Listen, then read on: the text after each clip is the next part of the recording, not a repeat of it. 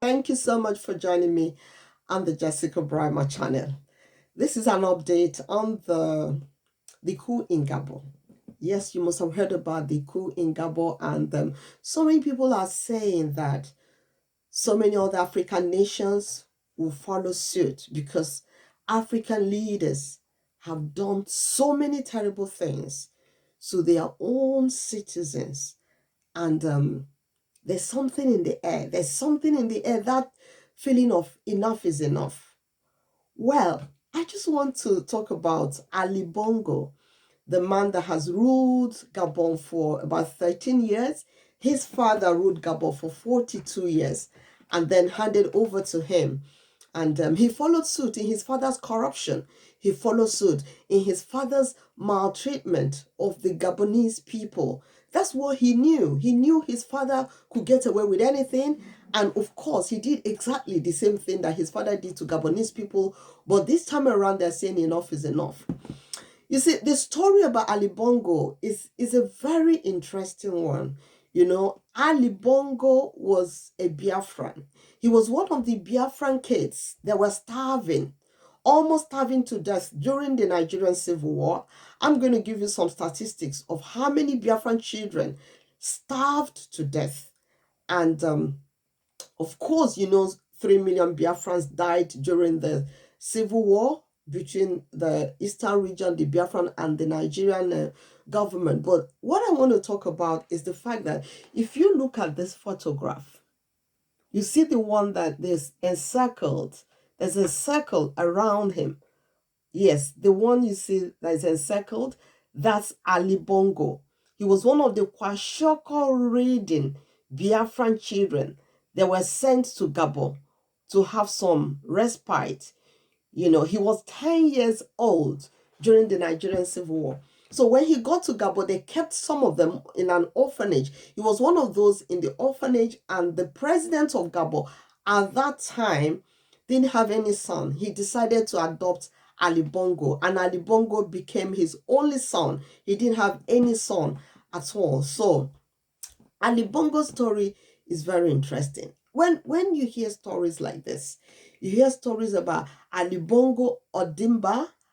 He was at the orphanage. He was abducted by late Omar Bongo, and eventually a Kwashiorkor-ridden child. You take another look.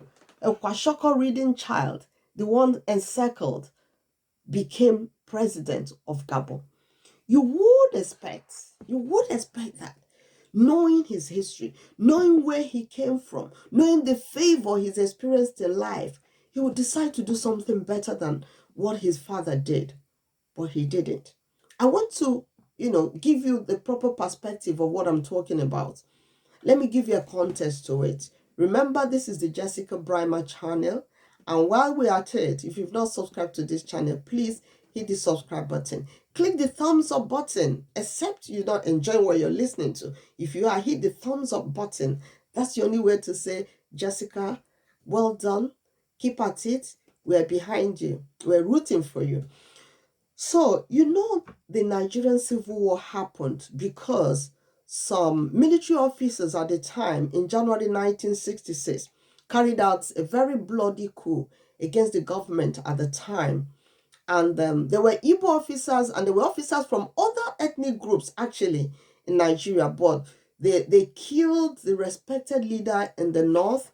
I'm talking about Ahmadu Bello. So because of the killing of Ahmadu Bello, the north decided to wage war on Igbos, all Igbos living in the north. So they started killing them. They just started slaughtering every person. They said they were just cutting them into pieces and putting them in trains and sending to the east. So the pogroms started in October 1966, and over 30,000 were killed in the north at the time, and half of them were children. So the government at the time, Awolowo advised the government at the time to starve the Igbos. He told the government that hunger is a weapon of war. So the hunger took hold in 1967. Biafrans, the starvation lasted for about 3 years. Biafrans were being starved. There was economic blockade to Biafra, and People just started dying, dropping dead due to starvation and hunger, and about 10,000 starved to death. 6,000 of them were children. The children that didn't starve to death had kwashiorkor, this kind of protruding tummy. The tummy is filled with whatever, and the tummy is protruding. The hands are skinny, the legs are skinny, and Ali Bongo was one of those children, and most of them were sent to Gabon, because the Gabonese government at the time, really had pity on them and said, bring some of these starving children to us, let's take care of them. And it was at that time that Ali Bongo found himself in Gabon.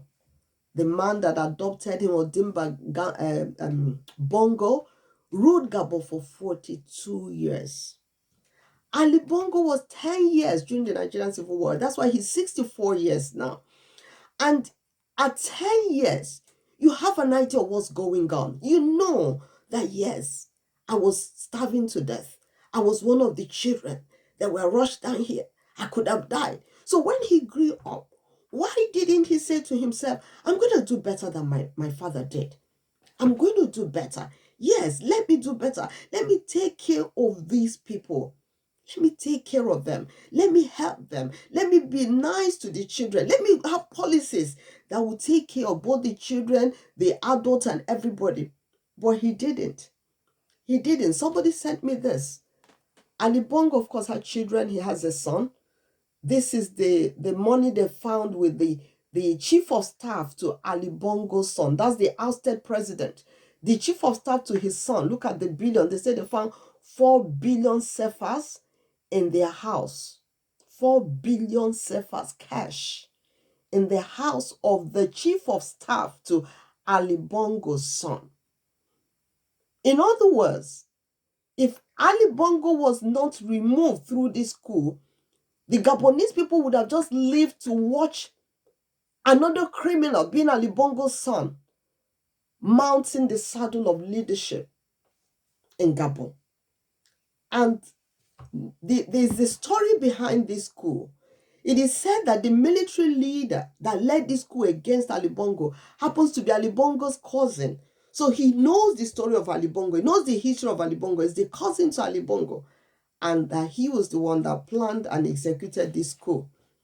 We're going to hear more as the days roll by. But Ali Bongo's story reminds me of the story of all the criminal leaders in charge of Nigeria. Every one of them came from a background of depravity, poverty, hunger, starvation. Even the president Tinubu came from such a poor background that he didn't go to school. He couldn't go to school. He didn't go to school. But today he stole the mandate of the people. He says he's president of Nigeria. Rather than say, okay, now that I found myself in this situation, let me make things easier for the people. Instead, he worsened the plight of Nigerians by increasing the price of fuel. He worsened the plight of the nation. And, oh yes, he inherited an economy that Buhari completely destroyed. But why should you put the punishment for Buhari's destruction of the economy on the people, of the innocent people of Nigeria? Why should they be the one to suffer for Buhari's own criminality and looting? It's not proper. Why can't he focus on stopping the people selling our oil? We already have oil. God has blessed us with oil. Why wouldn't Tinubu focus on stopping the criminality, those stealing our oil and selling it and pocketing it? Why wouldn't he stop that? Rather, he's busy trying to loot money and bribe judges to stop Labour Party from having any state. He wants to take away Abia State from Labour Party. He's using the PDP there. They will bribe the judges to make sure that Alex Oti is removed. That's what he's spending his time doing. Bribing judges all over the nation to cripple other political parties. That's what he's spending his time doing. Yet he did it. Nobody voted him. He stole the mandates of the people. You would think that a man that stole the mandate would say, let me do something that even make people say, well, since he's there, let him continue. But everything Tinubu is doing, making people say, that's why we didn't want you in the first place. That's why we didn't want you in the first place. You're punishing us for no reason. You're making the burden too heavy for us. You're putting heavy yoke on us. That's what Ali Bongo did to Gabonese people. His father put the yoke on them, and he's come to put a worst yoke on Gabonese people for 13 years.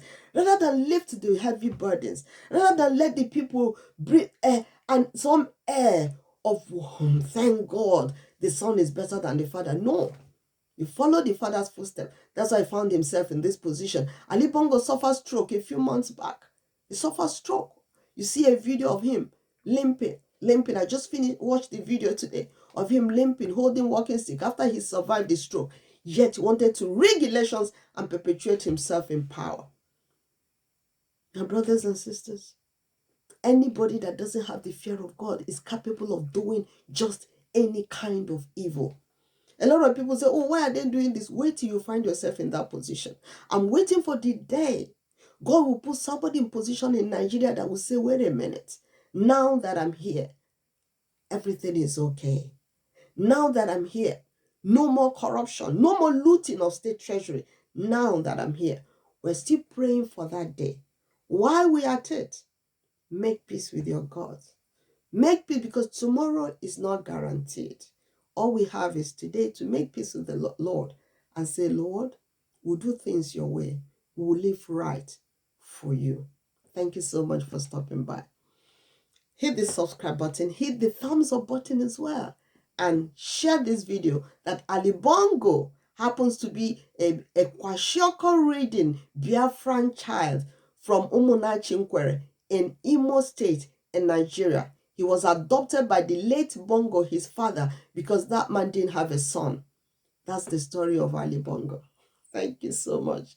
God bless you for stopping by. It's the Jessica Bryma channel.